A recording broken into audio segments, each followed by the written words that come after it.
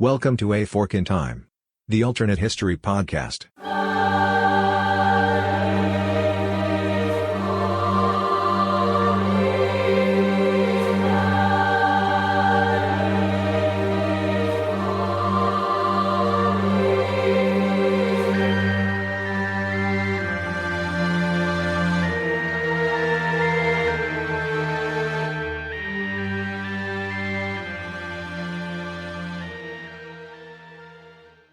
Hello, everybody. Welcome, one and all, to another edition of A Fork in Time, the alternate history podcast. The sultry voice that you are hearing right now is of one Evan Buck, your humble correspondent. And we are taking out the rare two-seater edition of the Wayback Machine today.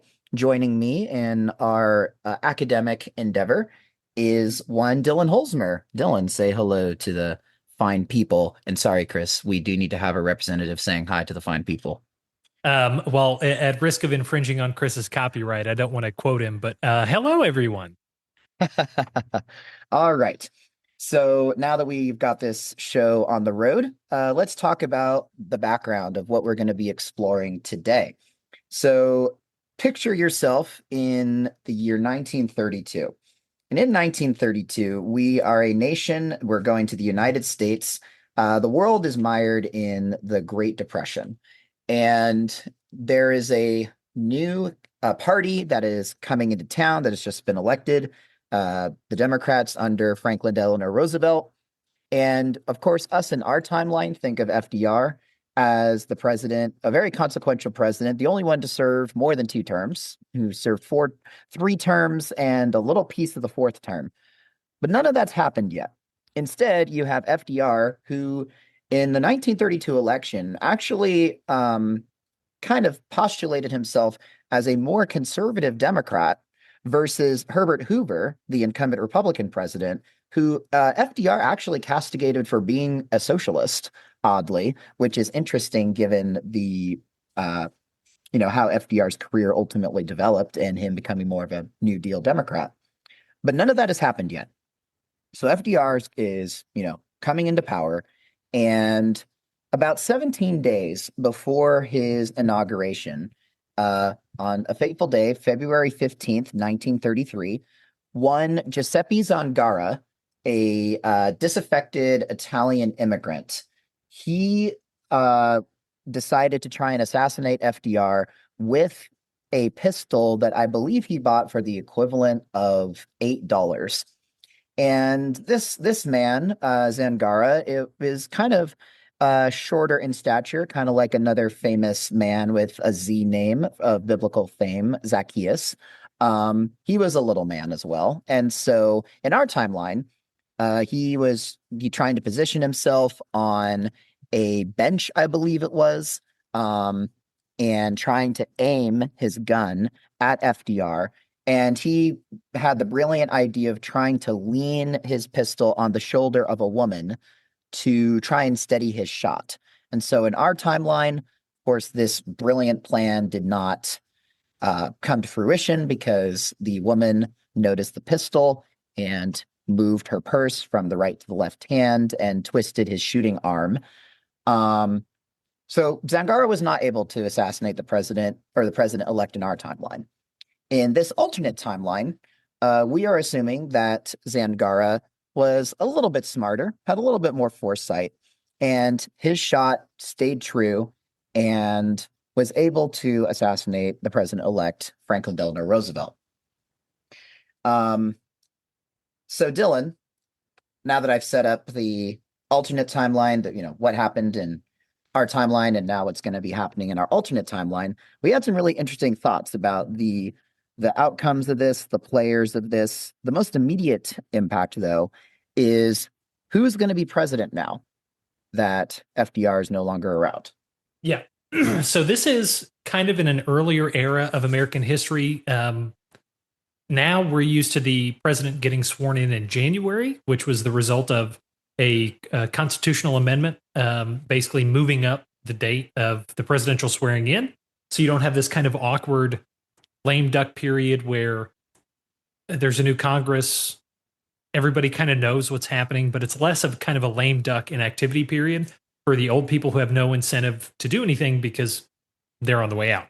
We're still in the president being sworn in early March.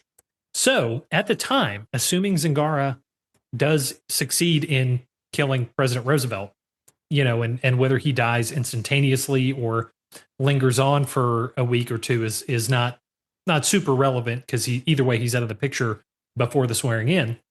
But either way, that leaves Vice President, infamous Cactus Jack, John Nance Garner, as the new incoming president of the United States in 1933. And just as a quick aside, what I forget what amendment it was that's actually spelled out what would happen in the event of a president-elect's death, or has that actually still not even happened yet? Like, I'm not totally sure. I think it's still the 25th, if I remember correctly. Okay. They solved all of that. Basically, what happens is, in the event, actually, no, it may be before the 25th, but either way, in the event of the death of a president, the vice president assumes the presidency. Thanks, John Tyler, for basically going just full tilt, not caring what anybody said, and just saying, I'm the president now. Yeah, exactly. That's actually how that precedent got started. John Tyler just said, this is my way now, and this is what we're doing. And everybody ran with it. But yeah, basically, the vice president becomes the president. The vice presidency is vacant. And then, just like Nixon did when Spiro Agnew resigned, the president then gets, the president basically picks his new VP, completely unelected, just like Gerald Ford. 25th was in 1967, by the way. So we actually don't have this yet. Yeah. Well, and it's going to be the same probable solution, where they're just going to acquiesce to whoever someone picks as the de facto VP. So just for the sake of convenience, we'll play by those rules. Just assume that Garner gets to pick his VP, which we'll get to. But Garner is the president starting in March of 1933. And Garner is a very different Democrat than FDR is. FDR is this kind of scion of this. It had been building in the progressives on the Republican side and kind of some of the Democratic side in the 19-teens and 20s. But FDR is really this scion of this, what we understand is the New Deal Democrats. These guys that are all about, pro-labor policies, encouraging, some forms of unionism and various things that are seen as very, very pro-labor, in some senses, very, at least semi-socialist attitudes to various things. Garner is not much of that at all. He's kind of your old school Southern Democrat sort of politician. He's not a hardcore conservative, but he's very much kind of in the Democratic classic mold for the time, which is to say he's kind of casually racist in the sense that a lot of conservatives kind of were at that time. You do not want to look up some of the things that he said about his Mexican ancestry voter base down in Texas when he got his political start. It's not pretty. But, at the time that was pretty par for the course. So Garner's, kind of your classic sort of keep steering the ship, normal Democratic candidate. He's not going to have a ton of progressive policies of his own accord.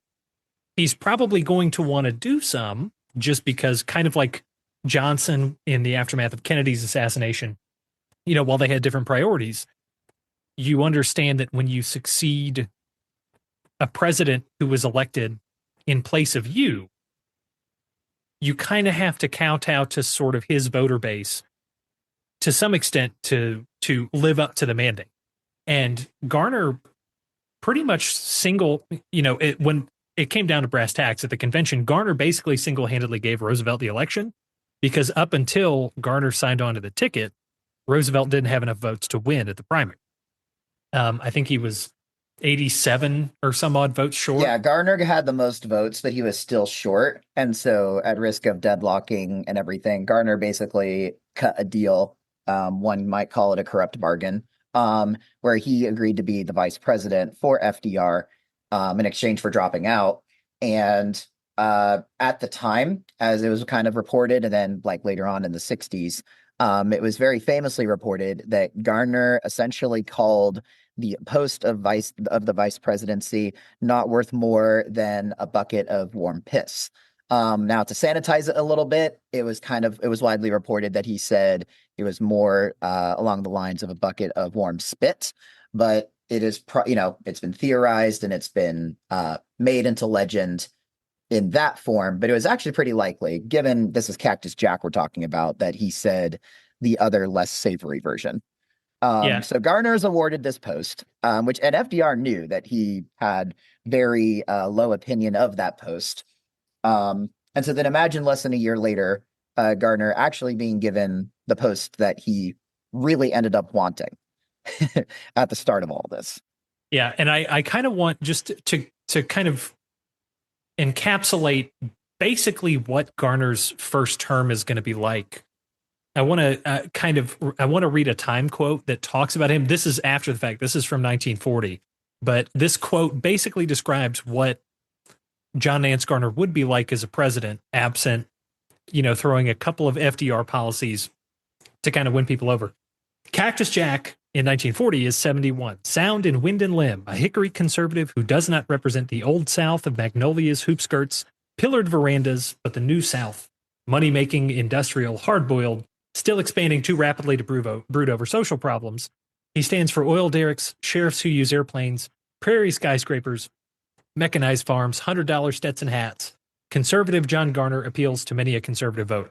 And this is conservative Democrat, which you have to remember just a few decades ago was Woodrow Wilson showing a KKK movie in the White House. So this is kind of that old breed industrial Democrat, technological advancement, but social mores still very much kind of in the old established way of doing things.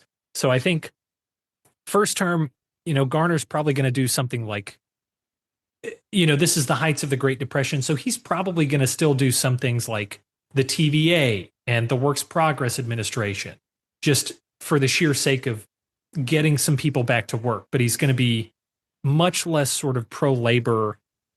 He's going to be antagonistic towards any strikes that come up. He's going to be less public outreach, kind of quote unquote social programs, things like that. So it's almost going to be a very 1920s Republican kind of Democratic candidacy and presidency in the early 1930s. It's very much going to be a continuation of the status quo kind of thing. And that kind of makes sense because it's really not until Roosevelt's second term that you really start to get some of his more super pro-labor policies. You don't start getting a lot of his packing the Supreme Court, trying to add justices because a lot of his programs are stalling into trouble. The first term is really kind of baby steps, tentative.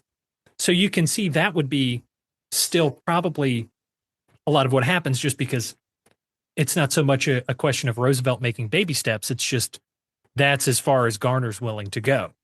I think that's as far as Garner is going to go. And keeping in mind, like in our timeline, like we tend to think of the whole Great Depression as being just this long time period of massive suckishness. But in all actuality, things kind of started turning around in 33 after FDR was elected. Probably, correlation is not causation, I would say. Just kind of like, Hoover and, the Smoot-Hawley tariffs and all those kind of things that they tried, didn't probably work as well as they had wanted. And, well, they definitely didn't work as well as they had wanted. And so, but then FDR takes the reins, take the saddle pretty much right when things were recovering and turning around. It was so from like 33 to 37, roughly, things were like kind of slowly coming back. Probably as a result, a little bit of some of the less aggressive New Deal policies, probably some just as a matter of fact of natural economic cycles. It was in 37, in 35, they did like the Banking Act of 35, which raised reserve requirements.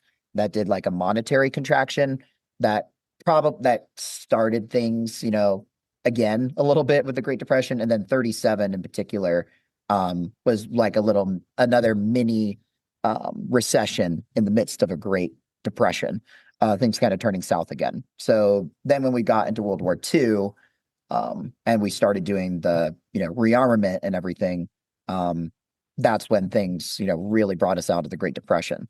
So I think in terms of domestic policy then, Dylan, really the main difference we would probably see is because FDR, as you noted, was more aggressive in his second term and, 37 and on. John Nance Garner is probably going to be steady as she goes, doing smaller projects like the TVA, the WPA, I think it is. Yeah, and But you'll probably have some like the CCC, the Civilian Conservation Corps. You're probably going to have some of the anti-finance parts of because the he New has Deal, to like be different than Hoover in some way. yeah, like Because well, Hoover and didn't because do much. and because so much of the 27 crash was finance related, so you're going to see the SEC, the FTC, some of that stuff still going, probably even the FDIC, the federal like banking insurance, but Yeah. because that's very clearly, in as much as you said correlation does not equal causation, whether or not it did contribute, there's at least the perception. Politicians being responsive to voters who perceive things, that's the stuff that he's going to do.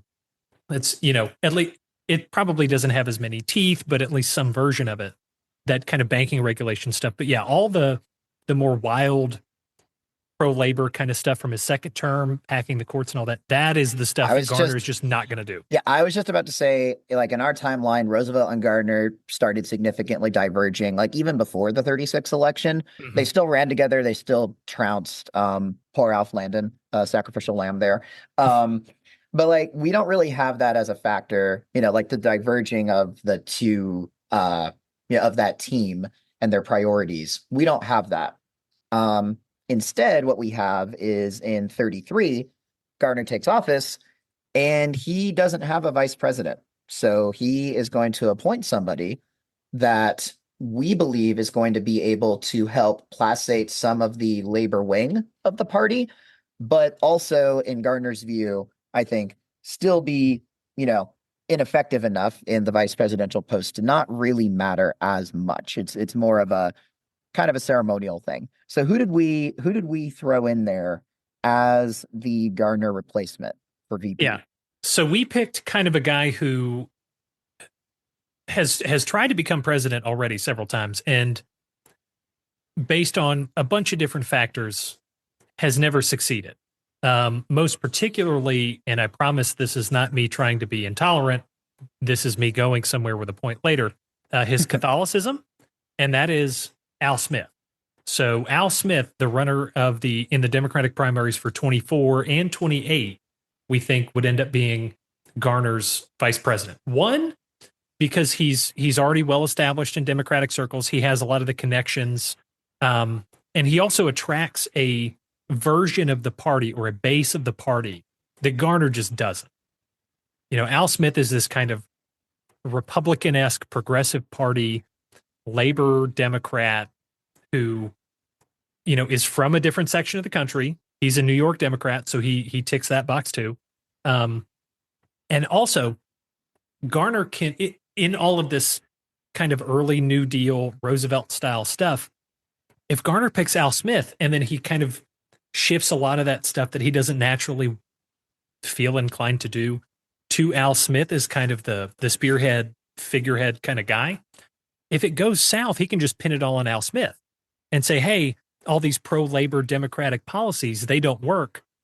But that wasn't me. That was my vice president doing stuff. Yeah, he's in my administration, but, we try different things. Some work, some don't. So we're going to go back the conservative classic Democrat way. So yeah. And I think what's really interesting about this development is FDR, picked,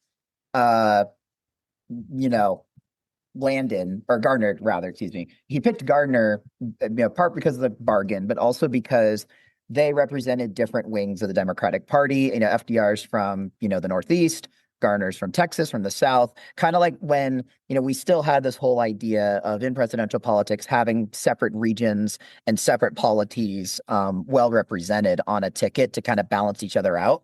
We're basically just flipping it now, where we're having Gardner, who's from the Southern, more traditional Democratic class, on the top of the ticket, and Al Smith being the more progressive Northeastern Democratic side, being the vice president. And in our timeline, FDR basically told Gardner, who had 30 years of being a congressman under his belt, And honestly, that is mainly what vice presidents did for a long time, is basically try to push for legislation and legislative priorities. So Garner was assigned these tasks that he may or may for some of them he was probably okay with it and cool to push it, but for others he was like, well, I don't really fully personally agree with this, but this is what my boss tells me to do, so I'm going to go ahead and do it anyway. Gardner is able to offload that onto Smith, who, if I remember correctly, he was the governor of New York. Mhm. Was Smith ever a congressman at this point? Nobody was in the state legislature. Yeah, okay. So he has a So little bit of legislative he has a experience, little but bit of not. legislative work experience, but certainly compared to Gardner's 30 years on Capitol Hill, Smith is not going to have those built-in established relationships. So if a bill doesn't pass, or if a bill that passes ends up becoming terrible or not that great or not popular with the voting public, um, Gardner's going to be able to just deflect the blame pretty Mhm. easily Yeah. and say, well, I had to pick Smith, out of respect to him. He ran in 24, he ran in 28, represents a certain wing of the party, but he just lacks those soft skills, and you can even play it up as like, yeah, like a nation in mourning, FDR passed away. I just kind of had to make a snap decision because I needed a warm body to fill the bucket of piss office. And Smith is not doing a really great job. Yeah. But either way, I don't think the relationship would deteriorate as much. And I mean, even in our timeline with Roosevelt and Gardner, even though their relationship started to deteriorate, they still ran together in 36. It was only in 1940 when Gardner decided to pull a Mike Pence and run against the incumbent president. But before we get to the 36 election, I also do want to touch upon foreign policy briefly, because we have an idea of what would happen on the domestic front. And I think things would probably not pan out super differently in our timeline versus what happened, or what is going to happen in our alternate timeline. But in terms of foreign policy, and this is one that I'm not as well versed in, I am not as knowledgeable of Gardner's foreign policy views, but I am just going to go out on a limb and say that given our priorities as a nation at the time, with us being focused on the Great Depression, I think it was kind of universal at that point that most everybody was more or less isolationist. Assuming Gardner is kind of coming more from the Woodrow Wilsonian wing of the party, there might have been a little bit more of a desire on his part to be a bit more internationalist. But I'm just going to say that with everything that was going on at that time, we are probably going to be, again, doing what is rather similar in our timeline, with our hands being rather full on the domestic front. Yeah, and I think Roosevelt may have more of an eye towards foreign affairs, but I think just the sheer practical realities of the early 30s, everybody's house is on fire, and nobody's going to worry about anybody else's house until they put the fire out in their own. So I think it's just going to be one of those things where, the fact that we don't know much about Garner's foreign policy, he may be a little harder on, I don't know, Mexican resource rights or something. But other than that, I think he's going to be pretty much kind of the same, whereas there's really not that much happening in the early 30s outside of, Mussolini making strange Italian noises. Yeah, indeed. And I am just reading from a quick Google here. I'm not sure. Okay, let me see here.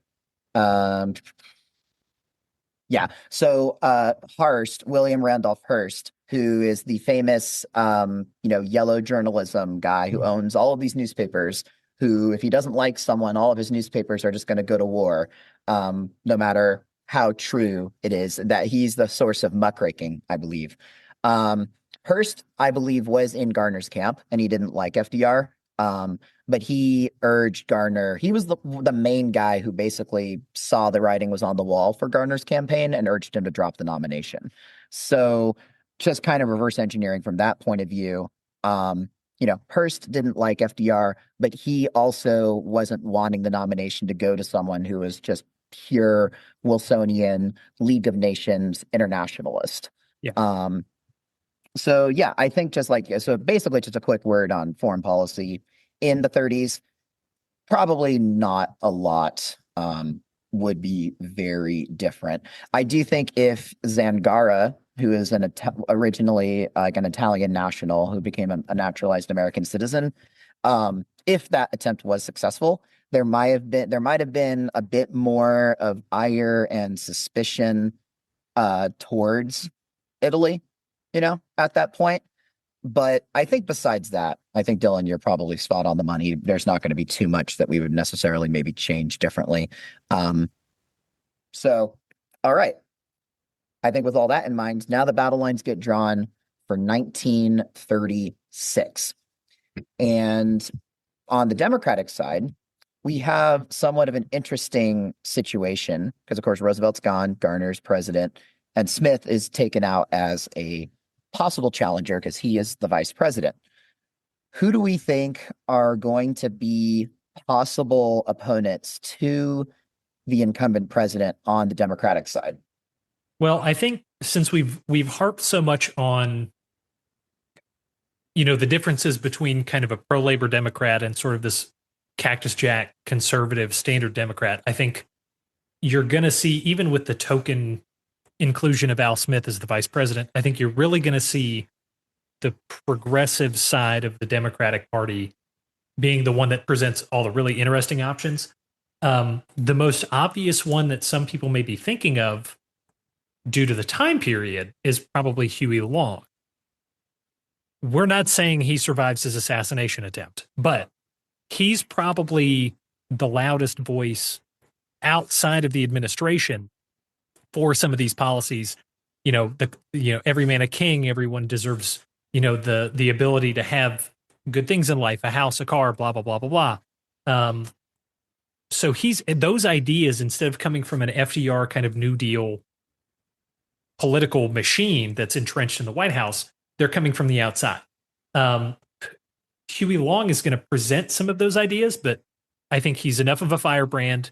He's got enough danger in his sort of populist autocratic tendencies, like his whole thing with not wanting to leave the state while he was governor because his own lieutenant was going to try and claim that Long was no longer the governor. That whole thing, that presents enough problems that I don't think, even if Huey Long survived, he was going to be a mainstream, candidate. But there's another guy who does present some interest. And I think if you have Al Smith in the White House who can advocate for some pro-labor political appointments, I think still has a decent chance of being in the White House or in the administration in some capacity. And that is, ironically enough, the guy who would be vice president in 1940. And that is Henry Wallace. So Henry Wallace, he's from Iowa. So he has this kind of rural America appeal to sort of your kind of more standard conservative bloc. Actually, Wallace was a Republican for most of his life, not necessarily a rock-ribbed Republican, but his family kind of leaned that way.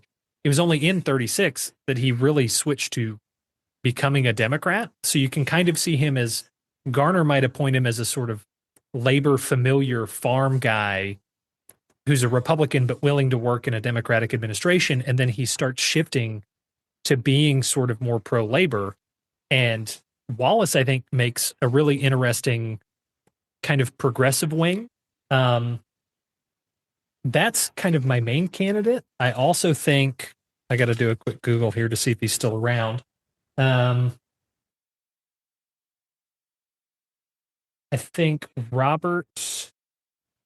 Oh no, unfortunately not. I was going to say Robert La Follette was going to be kind of interesting, but unfortunately he's gone. The guy who investigated the Teapot Dome scandal. But La Follette Jr. could be kind of interesting if he's in any kind of political candidacy, mostly because he's kind of that progressive Republican. So you can see him sort of switching sides from the progressive side of things, instead of being a Republican, kind of going New Deal Democrat, just purely on the progressive side. I could definitely see that, actually. I could see that happening because, in our timeline, FDR was a little bit more, pro New Deal, even in his first term. And so I could definitely see La Follette Jr. Hitting the change teams button. Yeah. So I think, Wallace is probably the more realistic candidate, just in terms of he's not as tied to the Republican establishment. Yeah. So I think Wallace is probably kind of the left wing sort of mover and shaker in the Democratic Party if he's got an interior administration position. But I think Garner, whether he runs with Al Smith again or does something else, I think Garner has that incumbency bias that makes it difficult to kind of get into. Yeah, I would tend to agree. And I think having another interesting possible timeline or candidacy here as well that actually happened in our timeline is the novelist Upton Sinclair. He actually ran in our timeline in 36. I think given Wallace actually running in our alternate timeline, we would probably have a situation where Sinclair would probably initially run and then Wallace throws his hat in the ring, and Sinclair realizes that it would probably be better for him to join forces on the progressive side, not split the vote, and maybe hope to become the vice president or secretary of the interior or something under a possible Wallace administration. But I do think that Sinclair would probably still run for the same reasons he runs in our timeline. Yeah. So, but we have the power of the incumbency. We have the power of, Gardner's incumbency, having him win the primaries. But we do have the voice of Wallace and Smith as well, who is still the vice president, maybe pulling him a little bit more to the left. On the Republican side, though, I think this is something that, and we discussed this in the pre-podcast planning, I think there is a much more likely chance that there is a second act attempt, another comeback attempt in the vein of Grover Cleveland from the president who was booted out of office in 32 and 33, and that is Herbert Hoover. And I think he has a pretty strong case to become the Republican nominee again. Even in our timeline in 36, he was kind of trying to angle and make a comeback in some way, but ultimately he never actually officially ran. That was thwarted. I think in this timeline, we actually have a much stronger case for him to run on the Republican side. Because like in 36, it was basically just Alf Landon and a couple other people that I've really never heard of. And he won 2 states and 8 electoral votes. So he was definitely the sacrificial lamb there. But I do think that having Hoover, coming in with a little bit of, opposition to quote unquote extremist policies, trying to redeem himself a little bit in the eyes of the American people, saying, hey, look, like I'm not the socialist here. If you go with Gardner again, like he's just been kind of keeping it tame and keeping it low. But we got Al Smith as his vice president. We got Henry Wallace who ran against him, pulling him to the left. America, if you want to save yourself from socialism, vote for me kind of thing. So I think Hoover is probably going to be the Republican nominee, trying to win a second term. And that the 36 election, I think, is going to be much closer, than one might assume with Hoover running again. Because, even though he wasn't a very popular president, he still was president. He still ended up running and winning. And he's also very young because he left in 32 at 58, which, at the time is much older than it is now, but he's still very much, especially if he can get into a close race, he is a much more vigorous candidate than we think of kind of in our modern post-presidential kind of climate. Like you think of the president, oh, he's done. He's in his late 60s or early 70s. He's kaput. Hoover is very much still like, I'm in, boys. Let's go. Let's keep it going. Yeah, exactly. So I think it's Gardner versus Hoover, and I think it's a pretty close election. Not, like a razor thin Bush versus Gore Florida votes election, but I do think it's certainly closer than the within 5 to 10 percentage points. Let's say probably within 5 points. I would say it's a clear-ish victory, but it's not like nobody's going to take it to the Supreme Court for some hanging chads. Yeah, exactly. So now we have term 2 for Gardner, and he's assuming the office in 36. What are some things that we think are going to be different? Because this is where I think the main divergences are going to happen in 36. So first of all, no court packing. I think that's one of the biggest things. We don't have that drag on which kind of dragged on FDR's approval and his credibility on Capitol Hill. We don't have any of that. So no court packing. And then we don't have some of the more progressive, New Deal policies, despite the agitation of Wallace and Smith. I would think Gardner would still steer the ship. I think there may be some support for what in our timeline we understand as New Deal policies, but they may come from a different direction, because in 36, the Berlin Olympics are happening. So Hitler has been in power for 3 years. He's had a lot of opportunity to do some of his economic agenda to kind of get Germans back to work and all that, which are, for a right-wing fascist kind of guy, very left-wing socialist kind of ideas. So I basically where I'm going is I think there may be some acceptance of that in those ideas, because now you have an example of, well, they're not socialist because Mussolini's doing it, Hitler's doing it, kind of like we talked about in our Ford fork, where it's sort of more corporatist wrapper. There may be at least a more conservative acceptance to those kind of things. I'm not saying it's a huge drop, but if some of the more, just pure get people in factories, get people back to work, less of the social safety net stuff like the Social Security Act, some of that may be able, if they feel that there's a need for it, may be able to get it done. So I think it's less of the sort of social safety net side of the New Deal that we really see as being kind of Garner's priority. And I think some of it's going to be a move back to more private side, not public side. It's going to be advocating for private sector innovations and developments rather than the government being the steerer of the ship, so to speak. Yeah, I would tend to agree with that. And here, so as you were speaking through that, you made an oblique reference to something very interesting, and it started formulating some thoughts in my head. You referenced this idea of support for more New Deal policies coming from another direction. I'm just going to take a Chris Coppola-sized redirection bomb drop and see if it hits. But this is what I'm thinking. I'm thinking that this is where a party realignment might start. Okay. Because Hoover gets thumped, not obliterated, but he gets thumped. Yeah. He loses in 36. And we see like these impacts of a more steady as she goes administration on the Democratic side. I was looking up a very interesting individual who was out of commission for most of the 30s. And once I say his name, you might see where I'm going with this. But we have a certain firebrand named Charles Lindbergh. Yeah. Who his son was kidnapped and murdered in March of 32. And in 35, he leaves and flees to Europe, and he stays there for 4 years until 1939. So here's what I'm thinking. I'm thinking there's a very strong possibility that it is the Republican Party which starts becoming just purely on the basis of being the opposition that is out of power.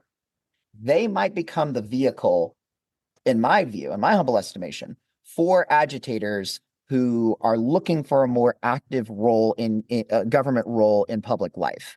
Frustration might start boiling over, especially among the progressive wing of the Democratic Party, who, they have Al Smith in the vice presidential slot. They have Henry Wallace as Secretary of the Interior or some other post. But, La Follette Jr., maybe some of those old school progressive Republicans who might have trickled over to the Democratic Party are starting to realize that their political capital is kind of being wasted, being spent in the Democratic Party. So I think that, and this is, feel free to disagree on this, but I think, Lindbergh parachutes back in 39. All of this crazy stuff is happening. War is brewing in Europe. And Lindbergh has his perspective. Lindbergh has his point of view that is very, very sympathetic towards that more active government role in economics. I think we might see Lindbergh as a presidential candidate for the Republican Party in 1940, proposing those sorts of policies against I'll put a quote unquote termed out John Gardner. Yeah. I don't mean to cut you off, but I think Lindbergh is a really interesting kind of idea at this point. I don't want to say candidate yet because this is still kind of early days, but he's been to the 36 Olympics in Berlin. He's very much this kind of new popular guy on the scene. I mean, he's already flown across the Atlantic. Like he's the celebrity of the time, especially, I think, correct me if I'm wrong, the baby kidnapping has happened at this point. So like it was in 32.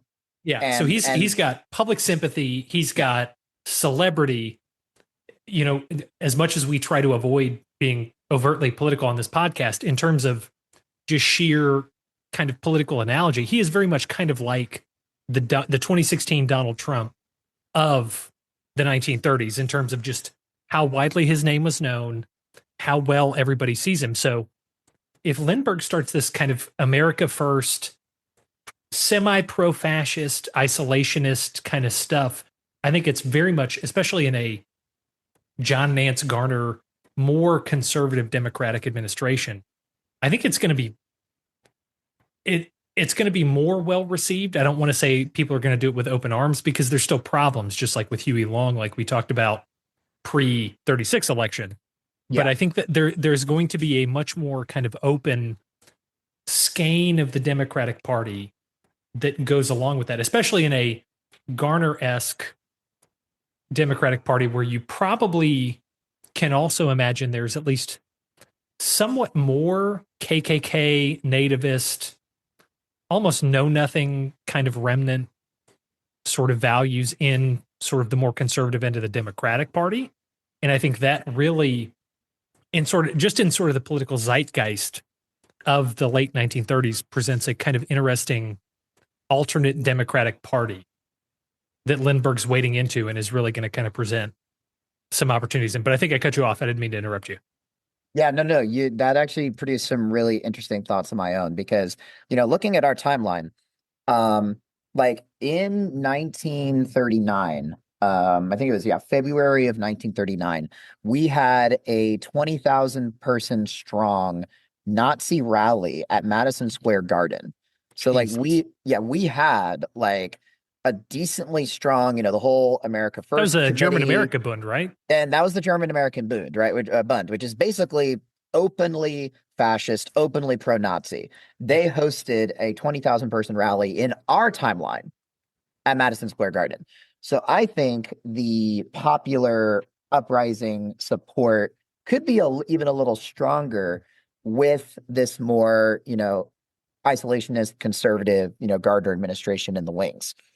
I do think you have some good points there that, Lindbergh may not necessarily be the candidate. I do think, though, that this is going to be part of a big party realignment that takes place because, let's not forget Roosevelt, and I'm talking not FDR, but Teddy Roosevelt was about 20 years before this, roughly. Maybe 30 years. I forget exactly, like 20 or 30 years, we have Teddy Roosevelt as a progressive Republican, the Republican Party being a more progressive entity. I think just by virtue of the fact that the Republicans have been out of power, Herbert Hoover tried his, Herbert Hoover 2.0 Electric Boogaloo comeback tour that ended in failure. The Republicans are probably at this point going to be licking their wounds a little bit and are going to figure, hey, Gardner's not running for a third term. Very famously in our timeline, Gardner was fiercely opposed to FDR's running for a third term. So Gardner's not going to run again. Republicans are going to be like, you know what? We're just at the point where we need to throw whatever we can at the wall and make something stick. I don't know, and I don't think if there's going to be enough for the reasons that some of the reasons you stated, if there's going to be enough of a popular support for openly, proto-fascist, ideas but I think there will be enough of a popular, the pendulum swinging back, as it often does in American politics, for something new to be tried. So Yeah. if that makes sense. Yeah, and so you also have to remember, so where we've kind of positioned the Democratic Party in all of this in 37, 38, 39 is kind of a more conservative old school Democrat, kind of like we've been having old school Republicans in the 1920s. This is a more kind of nativist, also kind of corporatist in the sort of fascist economic sense, like a WPA and a CCC and a TVA that are seen as ways to get Americans back to work, but not quote unquote socialist communist. Yeah, trying to keep Upton Sinclair-esque labor movement types at bay. Yeah, exactly. And more along the sort of Henry Ford line of things, to keep going back to our other, episode that we did. So this Yeah. this is a Democratic Party that is going to be, at least on the kind of economic sort of I hate to say propagandistic, but the sort of economic viewpoint, it's going to be much more like, oh yeah, Mussolini and Hitler got people back to work. We're getting people back to work. We're still, rock ribbed, like we're not getting any fancy labor ideas kind of thing. So I think those kinds of people, whether they're Democrats or Republicans, old school commerce business Republicans, are going to kind of meld into the establishment Democratic Party. And you've got all the, the Lafollettes, the old Taft Roosevelt progressive movement kind of people. They're going to look around and they're going to see, the Republican Party is basically, that we had is almost joining forces and kind of glomming onto the Democratic Party. Well, we're going to go, Hoover lost. He was our guy. Hoover's not running. All of our guys for the last 12 years have lost. So we're going to go the other direction. Maybe we're wrong. So the conservative Republicans, I think, are going to break off, kind of stick with the Democrats. The progressive Republicans, I think, are going to shoo off the labor Democrats. And I think that's where the Republican Party is going to go. So you're going to see guys like, and the other thing is, so you have to remember, as we lead into the 1940 election, to kind of finish the episode off, this is the beginning of storm clouds over Europe. Japan has already invaded China. Hitler, in September of 1939, before the primaries and the campaign season starts off, invades Poland. Mm-hmm. Early 40, right before the heavy campaigning and the conventions start off, France surrenders. So things go from everything's hunky-dory on the foreign front, we just got to figure out home, to, oh crap, the rest of the world's on fire, what are we going to do about it? Like, lickety split. So, if you have a democratic kind of conservative economic isolationist establishment, the Republicans, if they tack more towards a progressive internationalist kind of labor side, I think they're very much poised to make an interesting showing in 40 that they didn't do in our timeline. Yeah, so I think I would tend to agree. And, Garner, like you said, is very much not a 3-term guy. So he's out. So the question then becomes, okay, in 1939 and 40, as storm clouds are gathering over Europe, America is still kind of coming out of the Depression, but in a different way. What is first, I guess, since this is the establishment we're talking about, what does the Democratic side of the 1940 election look like? Garner he respects Washington's precedent. He's not going to pull a Teddy Roosevelt and try a third party for a third term. Yeah. Who's going to be the Democratic nominee?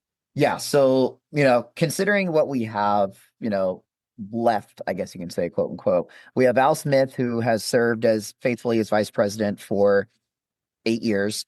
And he, in our timeline, he passes away in 1944. He's kind of getting up there, I think, a little bit in age. So I don't know if Smith, who is, again, a bit on the more progressive side, I don't know if Smith necessarily runs. I do think, though, that what we saw before, and we said in 36 that Wallace was going to run with, you know, and actually, sorry, wait, and did we say Wallace ran in 36? No, he made noises. We kind of hinted that he made noises, but he Oh, was yeah, he but was he like didn't the bastion ultimately. of the labor Democrats, like what we Yeah, would consider the New Deal. yeah, for sure.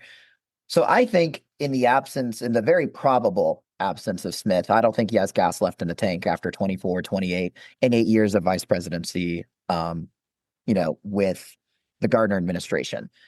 I think this is like probably the last gasp of, the more progressive Democratic side, because I think the Democrats with Gardner out of the picture are going to start realizing the seismic shift going on in the electorate. And in our timeline, we had FDR running for a third term.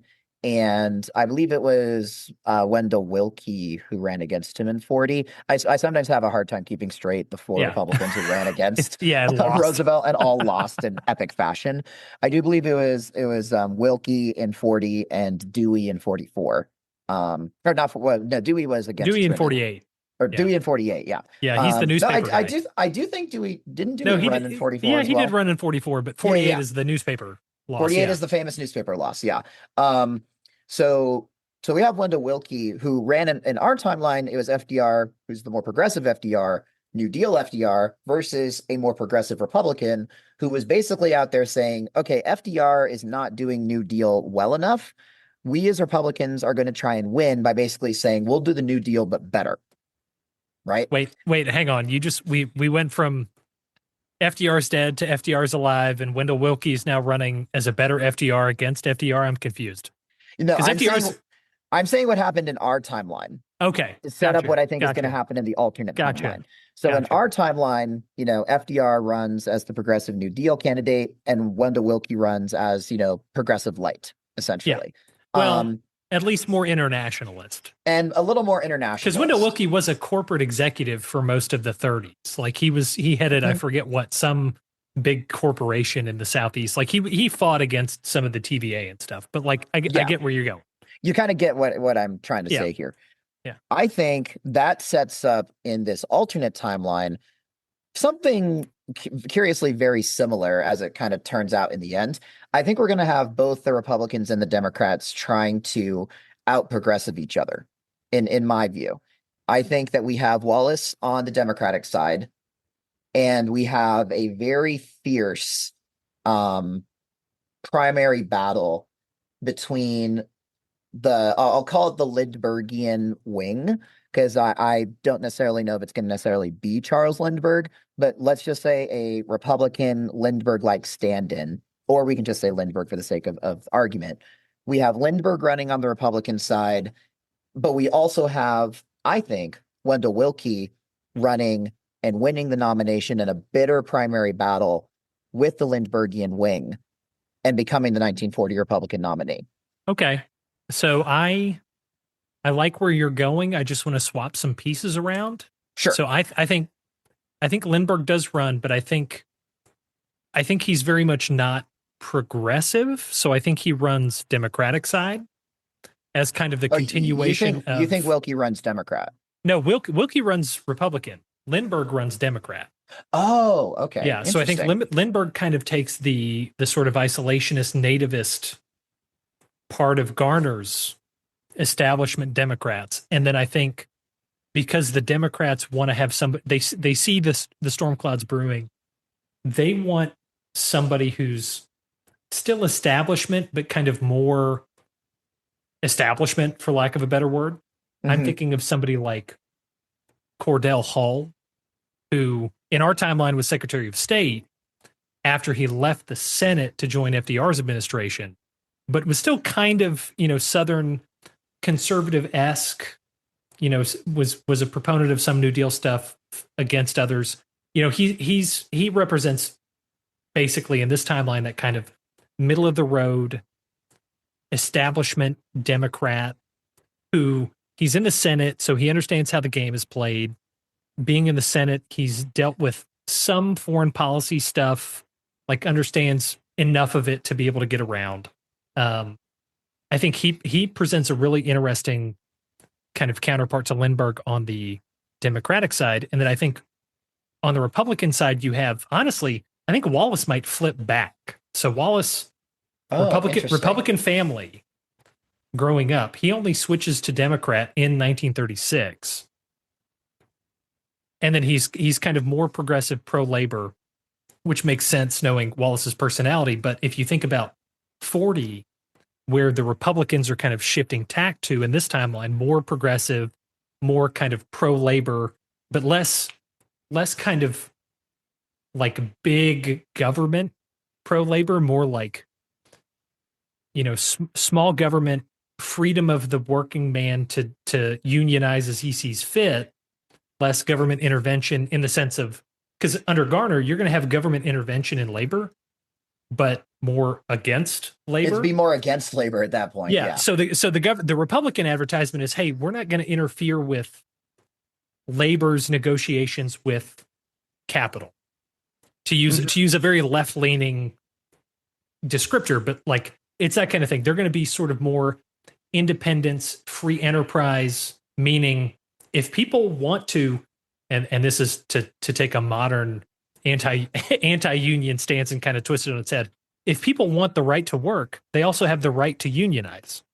Yeah. So that kind of bent. So I can see Wallace, he's been in the administration. He's not a huge name in this timeline by any means. He's the Secretary of the Interior. But if he flips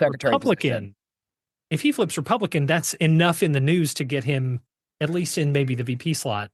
So I can see Wilkie maybe tapping him as vice president in 40. Wilkie's more interventionist, kind of, corporate, free negotiation of contracts. But hey, we need to keep an eye on what's going on in Europe.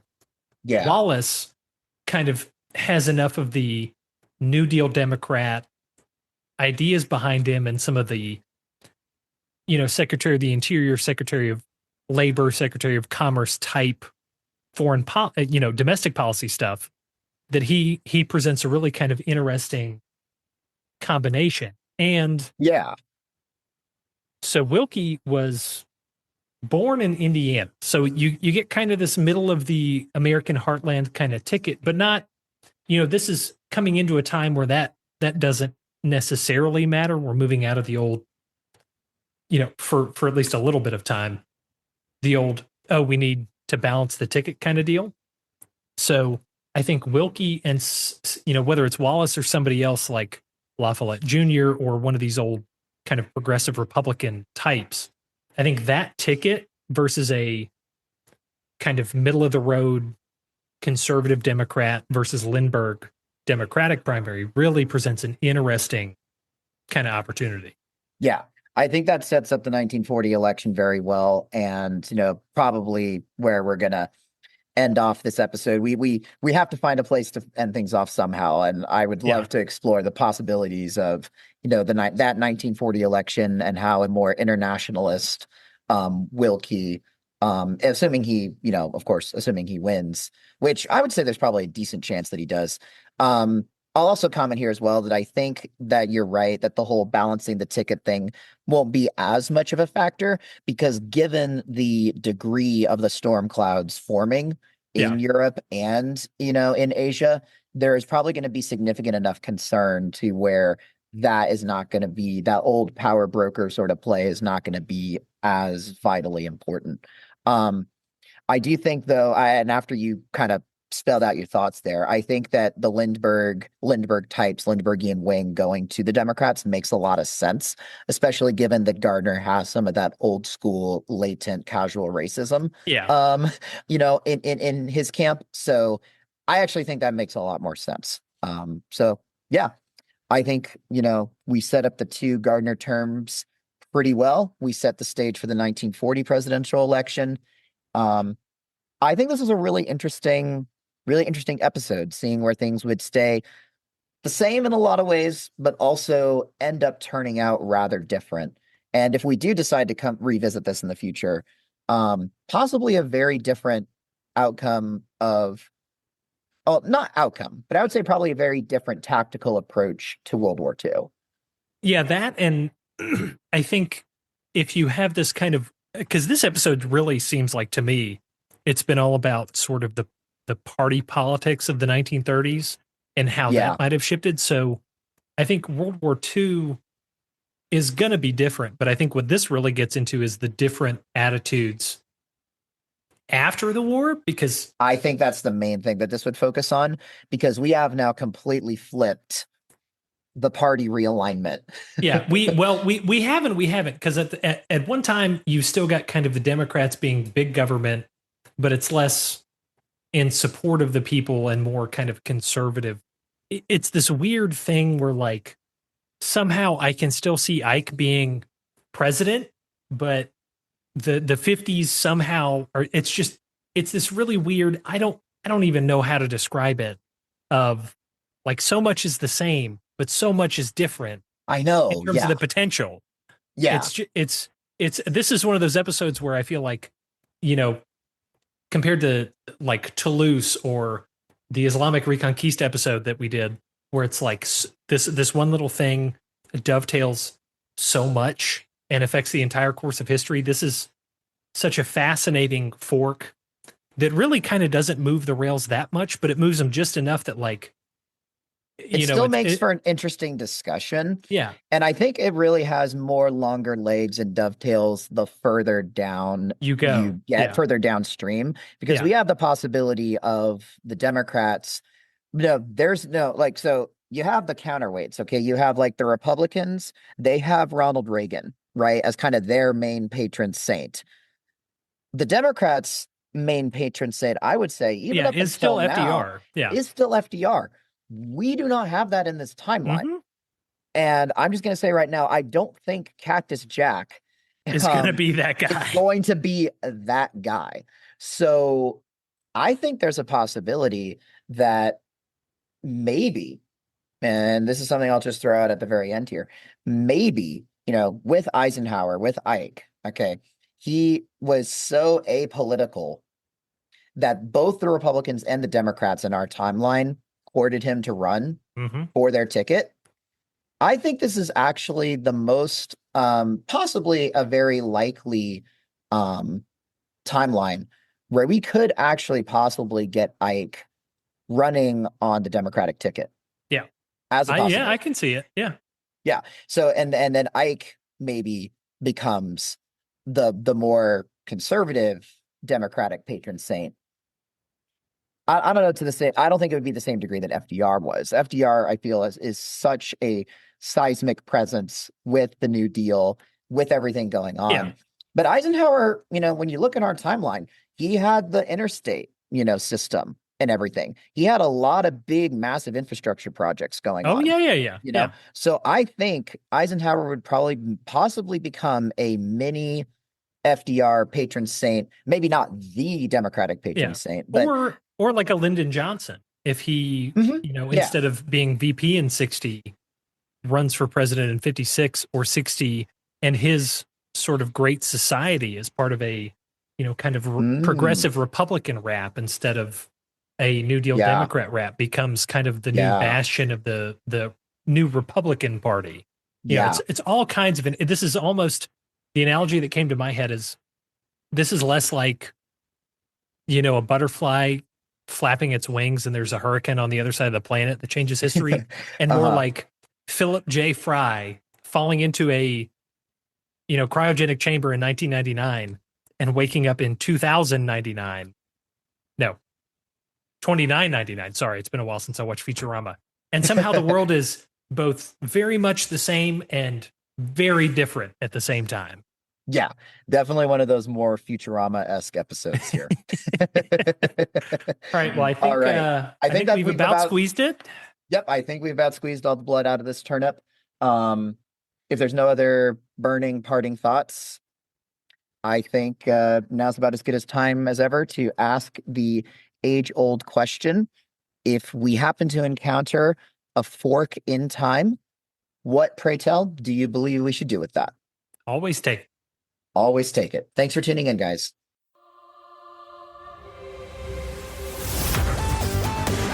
Thanks for listening to A Fork in Time, the alternate history podcast.